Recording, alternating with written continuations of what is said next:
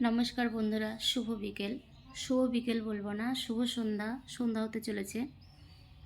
আমরা শিবরাত্রি ব্রত পালন করছি। তো বন্ধুরা, তোমরাও কি করছো? আমরা কিন্তু করছি। আমরা সকালে চান করতে গেছিলাম, গঙ্গা স্নান করে এসেছি। এসে সারাদিন টুকটাক কাজ করলাম। এখন একটু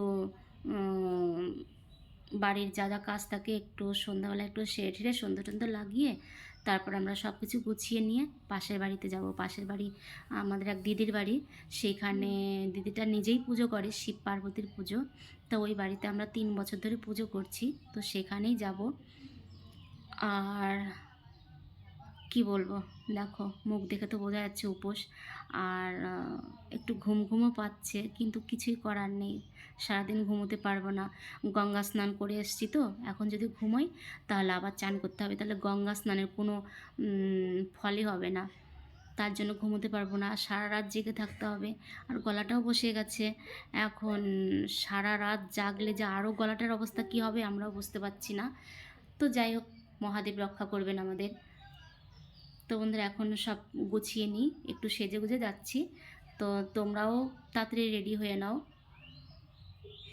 তাহলে এখন রাখছি ভিডিওটা। যখন পুজোয় বসবে দিদিটা, তখন আবার তোমাদের সঙ্গে দেখা হবে। প্রথম প্রহরে জল ঢালবো, তখন আবার দেখা হবে। তাহলে এখন রাখছি, হ্যাঁ, টাটা।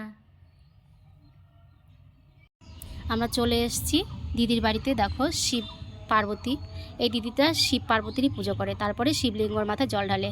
তো দেখো একটু সাজিয়েছি, একটুখানি দেখাচ্ছি।